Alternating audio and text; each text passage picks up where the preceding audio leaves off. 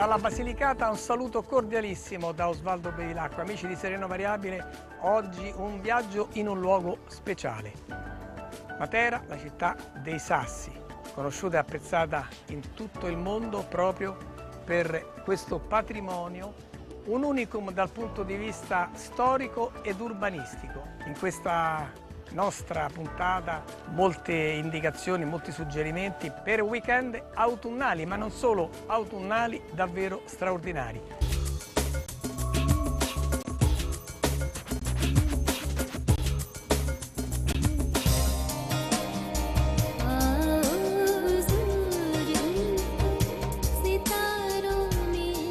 Intanto noi qui a Matera stiamo per raggiungere la nostra prima destinazione.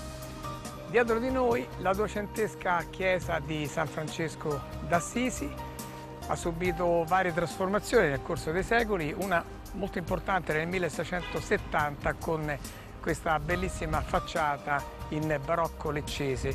Secondo alcuni avrebbe personalmente San Francesco voluto la fondazione di questa chiesa, secondo altri invece il santo sarebbe stato ospitato qui nel 1218.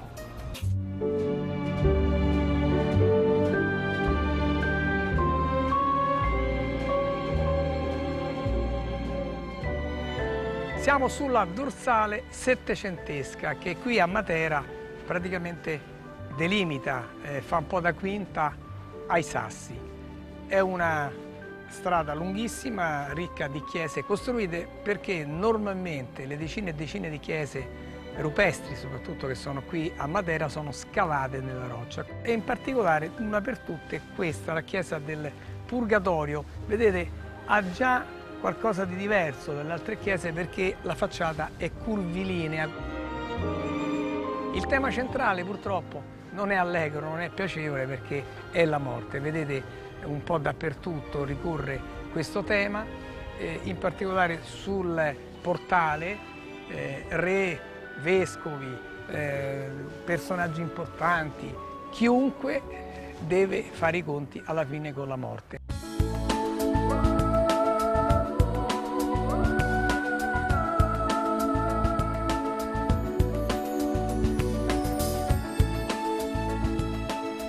E veniamo invece alle chiese non costruite, che significa chiese scavate nella roccia.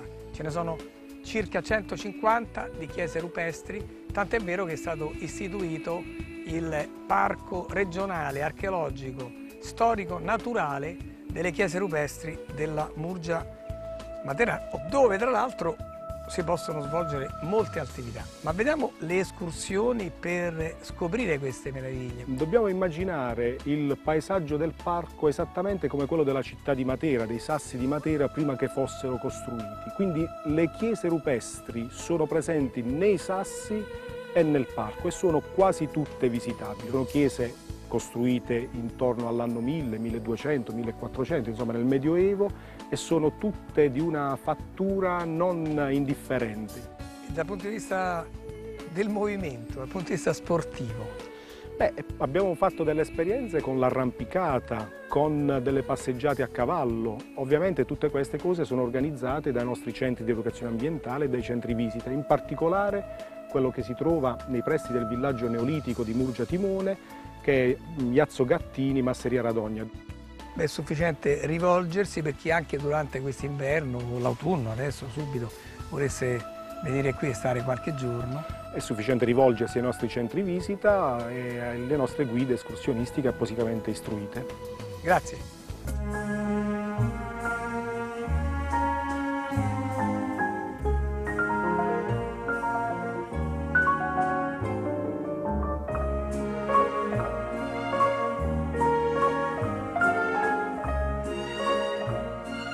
Matera, Cuore dei Sassi, prosegue la nostra passeggiata qui sulle mura e siamo un po' proprio nel cuore, avvocato. Lei è stato tra i primi, tra i promotori del recupero dei Sassi, delle varie abitazioni, dei quartieri e anche delle numerose chiese rupestri. Sì, noi abbiamo speso una vita per difendere questo patrimonio che in tempi lontani non era considerato come tale. E noi abbiamo scoperto che questo è un luogo perenne, dove la presenza e la vicenda dell'uomo è continua. Per questo si dice che i Sassi sono uno dei luoghi più antichi del mondo, nel senso della continuità dell'uomo in questo sito. Cioè fino a quando sono stati... Sono stati abitati fino agli anni 60. È iniziata la diaspora, la evacuazione dal 53-54 fino alla fine degli anni 60, inizio degli anni 70. E questa era una città morta, alcuni l'avevano definita la Pompei della civiltà contadina. Questa Pompei della civiltà contadina non è morta perché grazie a una volontà anche politica negli anni 80 soprattutto è stata riconsiderata come un luogo di residenza e di recupero urbano.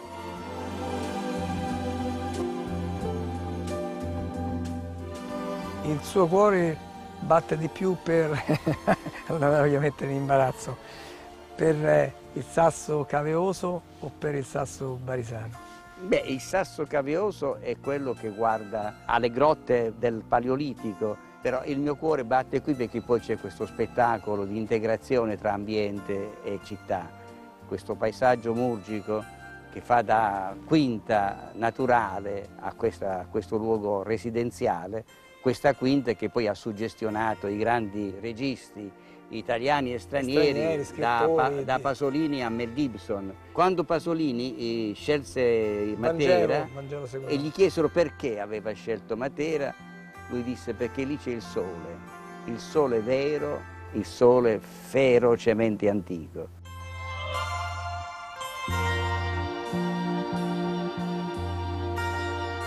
Avvocato, io la ringrazio, però venendo ho visto una signora che era indaffarata a fare... E beh, qui, così... sì, qui è uno spazio libero, cioè nei Sassi c'era questa particolarità, che ci sono questi spazi aperti dove è possibile avere questi rapporti liberi anche di attività di lavoro. Grazie, io vado. Sai come forse, come farsi fare blocco, ma non c'è qua so che tu c'è ma non fai. Quando si sta a fare, io ho pene un mattino dalla zona. Caprimo la stessa mangiò. Sfrutto con diavolo Con diavolo chiama. E si chiama un pene attaccato. Era una parolaccia questa che ha detto. No, pane attacco. Ah, scusi. No, pane attacco. Ah, ho capito. Attacco. È vero che siamo a 8 km dalla Puglia e che prima Matera faceva parte delle terre d'Otranto, quindi pugliese. Ma questo è proprio pugliese? No, questo è proprio Matarraso. Matarraso sfacciato. Matera sfacciato. Ma voi che fate? Vi riunite qui? Fate... prima chi era vicino? Ma lei, signora? Se ne dai, siamo tutta una famiglia. Ne mangiamo, io... Scusi, siamo tutti? Tutta una famiglia, una famiglia. Una famiglia, ecco. Lei che sta facendo? Io sto pulendo le rape e poi bollo l'acqua e li faccio cucinare. Quando si sono cotte metto il pane tagliato a pezzetti e li faccio uscire a bollo. Poi faccio l'olio fritto con l'aglio e peperoncino a mano. E vedi che ti mangi. Che meraviglia. C'ha fa la pasta a forno. C'ha fa la pasta a forno. Sì. Lei invece? Tocca faccio maccare in cucina. No, in italiano. La pasta, le bucce di mandorle che Bucce di mandorle si chiama, non è che sono bucce di mandorle. No, si chiamano bucce di mandorle? Si chiama, però le bucce di mandorle hanno la orecchiette. E le orecchiette. Il classico piatto. E questo, vedi, aprendo questo. È come una buccia di mandorle. È vero, è molto sottile. Voglio capire, adesso nei Sassi sono tornati ad abitarci? Sì, sono tornati. E quando ci stavate invece voi, che eravate piccoli? Noi stavamo, quando era piccolo, io, una casa che era bessa, manco 50 metri, stavamo 4 persone, io, mia madre, mio padre, mio fratello e 2 animali. Tornerebbe a fare quel tipo di vita? No, ma guarda, tu stai so come stiamo 50 anni fa, 70 anni fa, madonna, tutti i dolori, tutta l'umidità che ci siamo presi. Però c'era tanta solidarietà. Sì, era una famiglia, Però anche adesso? Anche adesso, io sono abituata. Famiglia, come si dice? La famiglia. A famiglia. Siete meravigliosi. Grazie. Buon proseguimento.